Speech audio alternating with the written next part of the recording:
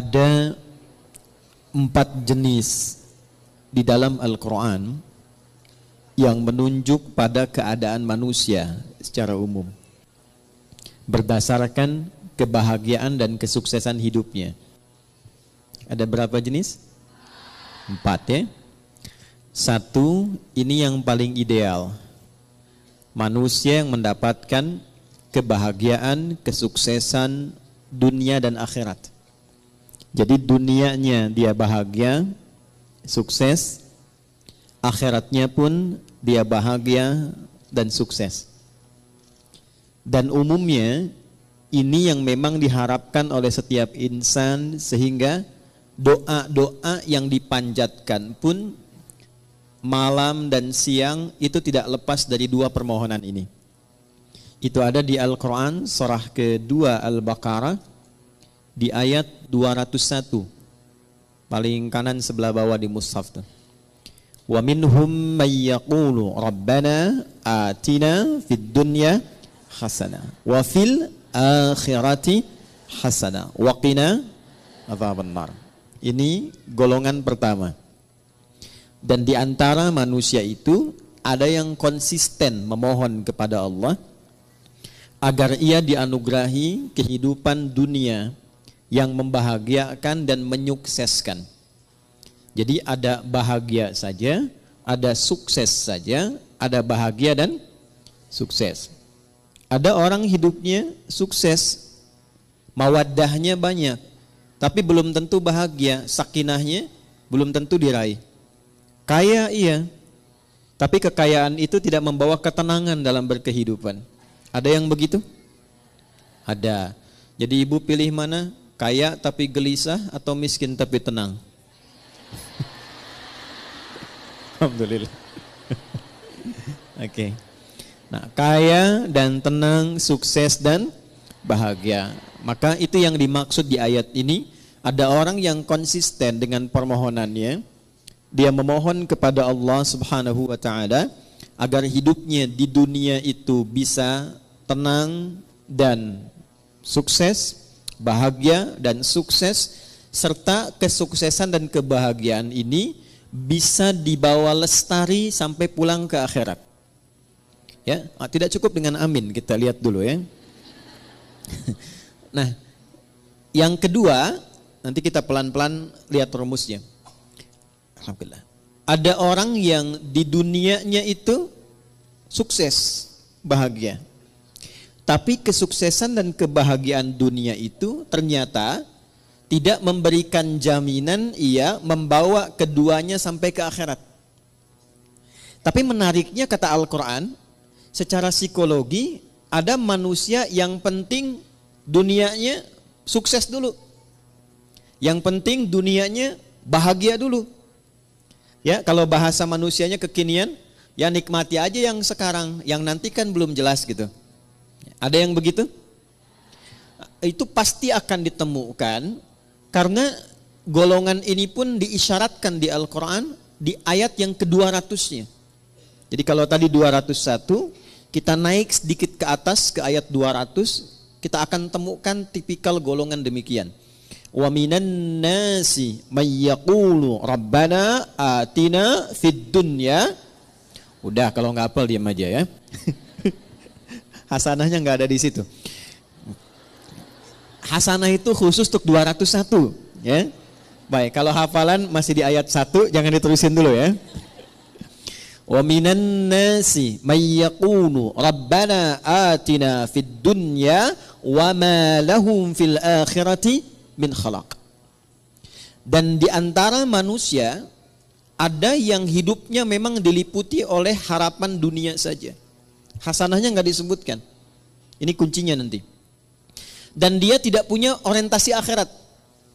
Yang penting kerja, nikmati. Dapat rumah yang megah, nikmati. Kendaraan yang mewah, nikmati. Bisa jalan-jalan, senang. Urusan sholat, ya nanti. Baca Al-Quran, nggak harus. Akhirat belum datang kok. Yang pasti yang sekarang ada, itu yang dinikmati. Wa ma lahum fil akhirati min khalaq. Dan dia tidak punya persiapan untuk menyiapkan kehidupan abadinya di akhirat. Itu yang Dua. Yang ketiga, ada golongan orang yang memang ngejar akhirat saja. Dunianya tidak terlalu diperdulikan. Dia abaikan bahkan. Ya. Dia tidak terlalu peduli apakah hari ini makan atau tidak. Dia tidak terlalu peduli apakah punya rumah megah atau tidak. Dia tidak terlalu peduli apakah punya kendaraan atau tidak. Yang penting akhirat masuk surga. Saya ulangi ya. Yang penting akhirat masuk surga. Jadi dunianya dalam tanda petik sedikit diabaikan, atau hidupnya biasa-biasa atau di bawah standar, yang penting orientasinya masuk surga. Ini yang ketiga. Yang keempat, ini yang repot. Miskin dunia, fakir akhirat. Jadi dunia sudah nggak dapat, tiap hari pekerjaan tidak jelas, kata-kata tidak terukur, tindakan tidak teratur, perbuatan kadang-kadang juga mohon maaf banyak buruknya. Jadi dunianya tidak jelas, akhiratnya rasa-rasanya tidak mendapatkan harapan karena tidak pernah disiapkan. Maka yang keempat ini kategori miskin dunia, fakir akhirat. Nah, di antara yang keempat ini, 4 bagian ini kita mesti pastikan setiap hari setidaknya kita berusaha untuk mencapai golongan yang pertama. Dan adilnya Allah itu dibuka kesempatan yang demikian untuk seluruh hambanya tanpa kecuali. Jadi ibu tidak harus berpikir jadi ustadzah kah? Ya, atau suaminya jadi kiai kah? Jadi pejabat kah? Jadi hartawan kah? Semua sepanjang kita menjadi bagian dari hamba Allah, maka terbuka untuk mendapatkan bagian golongan yang pertama. Wa minhum may yaqulu rabbana atina fid dunya. Nah, itu kuncinya. Sepanjang kita, saya, Anda, kita semua memegang satu kunci ini, maka janji Allah itu pasti ditepati dan disampaikan dalam Al-Quran. Itu akan dibimbing untuk mendapatkan 2 hal yang diharapkan tadi. Kuncinya cuma satu, yaitu hasanah. Hasanah ini bukan nama ya Bu ya. Jadi kalaupun ibu punya nama Hasanah pagi ini, tapi kalau prakteknya tidak diamalkan, itu belum tentu bisa meraihnya. Jadi ini kuncinya. Kita antarkan dulu sebentar sebelum kita mengimplementasikan atau menjalankan program kita hari ini untuk diskusi. Kita tekankan sedikit karena saya khawatir ibu datang ke sini gitu kan. Kemudian juga teman-teman yang ikhwan bergabung, tapi datangnya tidak membawa kebahagiaan. Datang tidak membawa kesenangan. Apapun yang tidak dikerjakan dengan menyenangkan, itu tidak akan melahirkan hasil yang maksimal. Ibu kalau masak, hatinya enggak tenang. Masakannya enak enggak? Enggak. Ngantarkan anak, situasi hatinya enggak tenang. Enak enggak? Tidak. Karena itu Islam selalu mengajarkan, selalu hadirkan kesenangan, kebahagiaan dalam semua aktivitas yang dikerjakan. Termasuk sholat. Termasuk baca Al-Quran. Ya, usahakan kalau ngaji itu, hatinya tuh disenangkan dulu, ditenangkan. Beda kalau sedang gelisah, kemudian ngaji itu rasanya nggak akan enak. Ayat-ayatnya nggak akan nyampe ke kolbu. Baru masuk sedikit di lisan, sudah berhenti lagi. Masuk, berhenti lagi. Karena itu rumusnya, yang pertama kata Al-Quran, saya agak sedikit percepat untuk menyampaikan pada inti diskusi kita. Wa minhum may yaqulu rabbana atina fid dunya. Nah ini, enggak pakai alif lam ya. Tidak menggunakan alif lam. Artinya nakirah, general, terbuka untuk siapapun dalam suasana apapun. Adilnya Allah, Rahman dan Rahimnya Allah, Allah menginginkan semua hambanya tanpa kecuali. Baik laki-laki, perempuan, tua, muda, besar, kecil, keadaan sosial apapun menurut manusia pada umumnya, kata Allah, ia punya kesempatan yang sama untuk sukses dan bahagia dunia sampai akhirat. Jelas sampai sini? Baik. Apa itu hasanah? Ya. Ada yang tahu hasanah itu apa? Ya. Ya itulah ya. Baik. Satu paling gampang dulu ya, pelan-pelan. Hasanah itu sifat dari karakter ihsan. Nanti satu kata, akar dasarnya itu hasuna, hasan. Nanti kegiatan untuk mendapatkan itu disebut ihsan, ahsana yuhsinu. Nah, akumulasi karakternya, sifatnya, atau bahkan value hasilnya, itu disebut hasanah namanya. Jadi kalau kita mengerjakan sesuatu dengan sifat ihsan, nah itu hasilnya disebut dengan hasanah. Saya ulang ya. Kalau kita mengerjakan segala hal dengan sifat ihsan. Sifat ihsan. Ini, ihsan.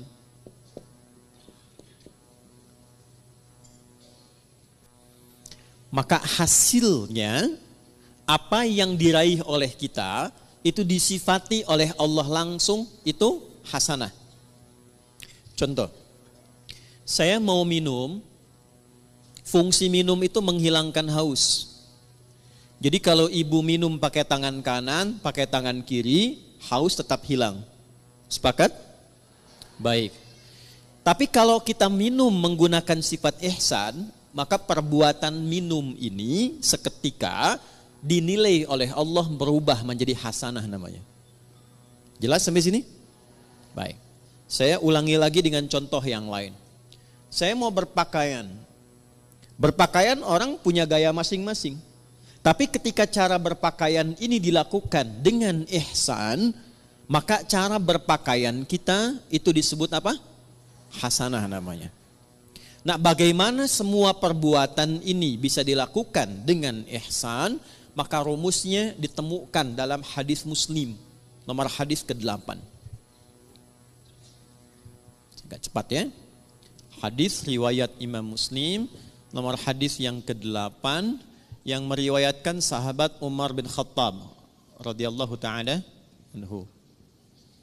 Kalau ibu ingin agak sedikit pendek, nggak terlampau panjang dan tebal jilidnya, panjang hadisnya, tebal jilidnya, Imam An-Nawawi pernah mengambil 42 hadis inti kehidupan.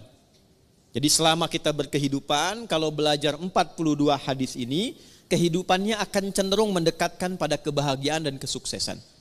Dalam bahasa Arab, 40, 41, 42, sekitar 40-an, itu disebut dengan arba'in namanya.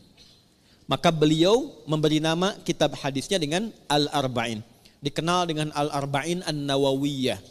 Itu hadis nomor 8 di Sahih Muslim ini diletakkan oleh beliau, disusun di urutan yang kedua. Ya. Di Al-Arba'in nomor hadis yang keberapa? Kedua. Tentang iman, Islam, dan ihsan. Nih, dapat ini.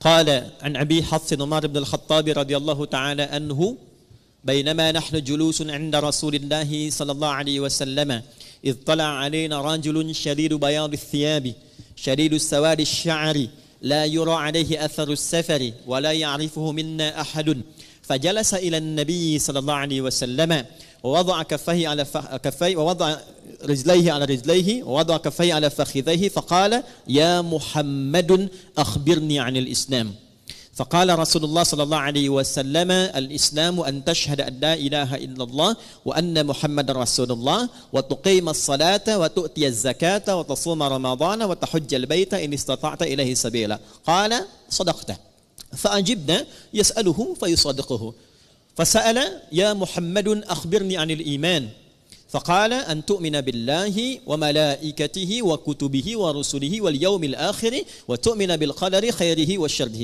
قال صدقت قال فعجبنا يسأله فيصدقه فسأله يا محمد أخبرني عن الإحسان أخبرني عن الإحسان فقال أن تعبد الله كأنك تراه فإن لم تكن تراه فإنه يراك. Paham? Tidak. Baik. Dari sahabat Umar bin Khattab radhiyallahu taala anhu, saya agak cepat. Satu kali tiba datang seseorang laki-laki. Bajunya itu bersih, putih bersih. Rambutnya tertata rapi. Kemudian kami nggak kenal orang ini dari mana dan tidak nampak pada dirinya bekas-bekas lelah mampir. Fajalasa ilan Nabi sallallahu alaihi wasallam, lantas beliau maju dalam ta'limnya Nabi, maju ke saf depan. Kemudian yang paling menarik itu meletakkan lututnya dekat lutut Nabi. Ya, fa asnada rukbatayhi ila rukbatayhi wa wada'a kaffayhi ala fakhidhayhi, dan meletakkan telapak tangannya di pahanya. Ini memberikan kesan, satu, sebelum sampai ke isi hadisnya, memberikan kesan Nabi sedang mencontohkan malaikat yang sedang menyamar menjadi penuntut ilmu kalau ingin sukses belajarnya. Bukan hanya untuk ibu yang dari majlis taklim sekarang. Misal, anaknya ibu ingin sukses di sekolahnya.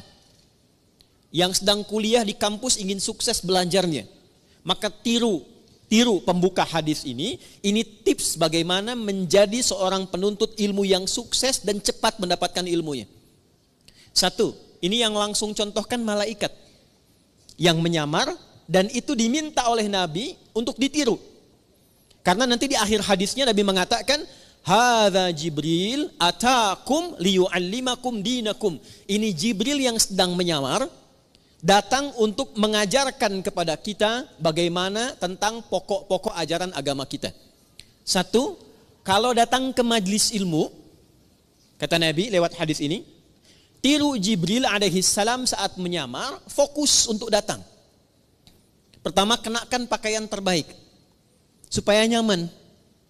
Jadi kalau sejak saat akan berangkat itu kita sudah menyiapkan diri, mengenakan pakaian yang rapi, jadi kerapian itu menunjukkan kesungguhan.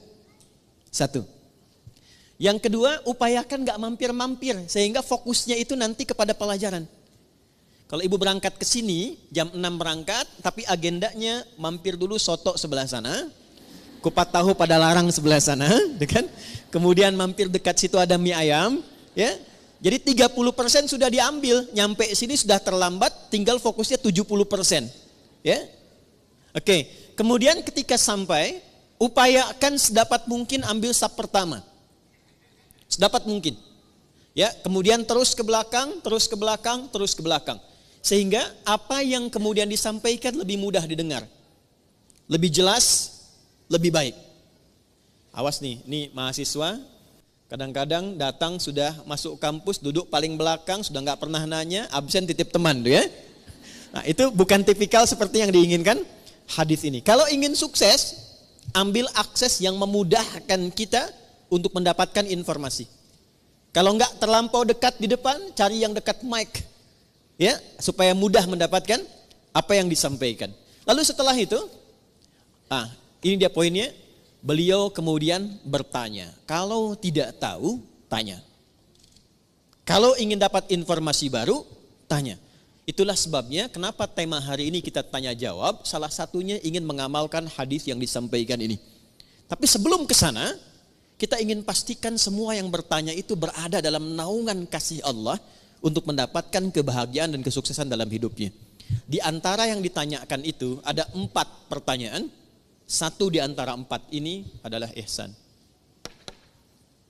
Ya, fokus, saya akan langsung cepat ke ujungnya. Al-ihsanu, ihsan itu an ta'budallaha. Perhatikan cara menerjemahkannya. Izin saya pelankan. An ta'budallaha. Engkau menjadikan seluruh aktivitasmu sebagai ibadah karena Allah. Saya ulang ya. Sebab nanti kalau cuma lihat terjemahan, artinya menjadi begini. Engkau menyembah Allah. Itu tekstual. Sedangkan penjelasan detilnya, ya, kalau kita keluarkan kata per kata dan rumus bahasa Arabnya, itu menjadi begini terjemahan tafsirnya. Engkau menjadikan seluruh aktivitasmu sebagai ibadah karena Allah. Dulu satu poinnya. Jadi bukan cuma sholat saja. Makannya jadikan ibadah karena Allah. Berpakaiannya jadikan ibadah karena Allah. Berumah tangganya jadikan ibadah karena Allah. Saya tes sebentar ya. Maaf ya, maaf. Ibu itu merawat, mendidik anak karena sayang, karena Allah. Masa? Hah? Ganti ya. Baik. Ibu itu berpartner dengan suami karena cinta atau karena Allah? Ini maksa banget ya, cinta karena Allah. Udah. Itu ada cirinya. Gini contoh. Saya kalau mau minumnya karena Allah, maka saya akan ikuti apa yang Allah inginkan dari kegiatan minum itu. Bukan sekedar minumannya, Bu. Allah suka apa tidak ini? Ya. Ini jenis minumannya disukai Allah atau tidak? Tidak mungkin ada seseorang yang ingin minum karena Allah, tapi dia meminum sesuatu yang tidak disukai Allah. Allah suka bir tidak? Whisky. Dan mustahil ada orang minum bir pakai bismillah kan? Bismillah, mudah-mudahan dosanya kurang dikit, kan nggak mungkin, ya kan? Nah, yang kedua, bukan hanya minumannya benar, ini minuman Allah suka, minuman yang baik, yang halal. Tapi cara minumnya pun dia ikuti seperti Allah inginkan. Contoh begini, bagaimana cara minum yang baik yang Allah inginkan? Diajarkan oleh Nabi SAW, idza quddimat ta'am, jika hidangan itu ditampilkan, perhatikan kalimatnya. Khudh biyaminika ma yalik, ambil dengan tangan kananmu. Satu. Yang paling dekat denganmu. Ini ada di sini misalnya. Izin. Kemudian di sisi lain ada minuman yang agak jauh. Yang diinginkan oleh Allah, contoh lewat Nabi, ambil yang paling dekat dengan tangan kananmu. Ketika ibu meminum seperti ini, diambil yang paling dekat dengan tangan kanan, dalam rangka menaati Allah lewat petunjuk Rasulullah, itu sudah masuk kategori ihsan. Selanjutnya, Sammillaha au qulu bismillahirrahmanirrahim. Sebelum diminum, ucapkan dulu Bismillahirrahmanirrahim. Itu saat dilakukan semua tahapan itu, maka kegiatan minum itu disebut ihsan namanya. Biar jelas ya Bu ya, contohkan nih biar jelas. Ini buka dulu tutupnya, ya, karena nggak mungkin diminum dengan tutup. Ya. Ambil dengan tangan kanan, jelas? Sebut nama Allah, Bismillahirrahmanirrahim. Minum. Alhamdulillah. Jelas? Belum jelas? Ambil dengan tangan kanan, sebut nama Bismillahirrahmanirrahim. Jelas? Alhamdulillah. Maka saya pelan-pelan, kegiatan minum itu yang disebut dengan ihsan, dan dia menghasilkan nilai di sisi Allah disebut dengan hasanah namanya. Nah, hasanah inilah yang kemudian melahirkan apa yang kita sebut dengan berkah. Berkah. Ini dia. Teruskan turunannya. Berkah inilah yang mengantarkan pada kesuksesan dan kebahagiaan. Nih, sukses plus bahagia. Ini asalnya. Dan keduanya ini tidak berhenti di dunia. Sepanjang dilakukan dengan sifat ihsan, ditulis dengan hasanah, keluar sifat berkah, mengantarkan pada sukses dan bahagia, dan perjalanannya terus panjang mengiringi sampai ke akhirat. Nih, sampai ke akhirat. Pelan-pelan ya. Ini poinnya. Makanya sering kita katakan di lisan kita, saya pengen cari berkahnya aja. Saya pengen cari berkahnya. Nah, berkah itu bukan harus kita tafsirkan sedikit, tidak. Bisa banyak. Bahkan kalau kita lihat bahasa Al-Quran, lafaz berkah dalam Al-Quran itu yang paling menarik ketika benar dikerjakan dengan sifat ini, itu dijamakkan bentuknya. Bentuknya jamak. Yuk, saya gali dengan cepat sedikit ya Bu ya. Pelan-pelan lihat rumusnya ke sini. Pekerjaan dikerjakan dengan apa tadi? Nah, rumus untuk menjadi ihsan itu rumusnya 2, iman plus takwa. Iman plus takwa sama dengan ihsan. Karena itu sering kita diminta dalam Al-Quran, tingkatkan takwamu, tingkatkan takwamu. Pernah dengar nggak kalimat itu? Ya, tingkatkan takwamu. Dan kalimat takwa itu seringkali dibuka dengan iman atau disandingkan dengan iman. Ali Imran ayat 102, ya ayyuhalladzina amanu taqullaha haqqa tuqatih. Iman dan takwa, iman dan takwa. Kenapa kita diminta beriman dan bertakwa? Supaya muncul karakter ihsan. Kenapa bisa menjadi ihsan? Supaya mendapatkan hasanah. Kenapa hasanah penting? Supaya meraih berkah. Kenapa berkah penting? Supaya harapan kita terkabulkan. Semua pekerjaannya sukses, hasilnya membahagiakan. Dan jaminannya bukan cuma di dunia, akan wafatnya juga diberikan kedamaian. Di alam kuburnya diberikan keberkahan. Di akhiratnya dibuka keberkahan. Jadi kalau sudah muncul iman takwa, lahir ihsan, itu keberkahan dibuka di langit dan di bumi. Saya ulangi, di langit dan dibuka, di langit dan di bumi itu dibuka. Ada di Quran surah ke-7 ayat 96. Rumus ini ada Quran di Quran surah ke-7 Al-A'raf ayat 96. Yuk kita lihat pelan-pelan. Walau anna ahlal qura, buka mushafnya, amanu iman, wattaqau taqwa, la fatahna alaihim barakatin, berkah jamak sifatnya. Lihat ayatnya. La fatahna alaihim barakatin minas sama'i wal ardh. Langit dan bumi. Ada ayatnya? Quran surah 7 ayat 96. Walau anna ahlal qura amanu wattaqau la fatahna alaihim barakatin minas sama'i wal ardh. Ada ayatnya? Oke. Sudah? Pelan-pelan. Jadi ketika ayat itu diturunkan kepada Rasulullah sallallahu alaihi wasallam, yang diinginkan bukan sekedar jadi bacaan. Kita baca dapat pahala insyaallah. Dapat pahala dan pahalanya pun disebut hasanah. Tapi kalau kita amalkan isinya, nah amalan itulah yang menjadikan kita mampu meraih keberkahan, sehingga keberkahan ini mengiringi kesuksesan dan kebahagiaan yang kita harapkan dalam berkehidupan di dunia. Jadi kalau ayat rumah tangga dibawa ke rumah tangga, dipraktekkan dengan sifat ihsan. Suami menjadi suami dengan sifat ihsan. Istri mempraktekkan ayat Quran dengan sifat ihsan. Maka kehidupan rumah tangga akan cenderung mendapatkan berkah. Berkah itulah yang mengantarkan pada kebahagiaan dan kesuksesan. Itu dibawa pulang sampai ke akhirat.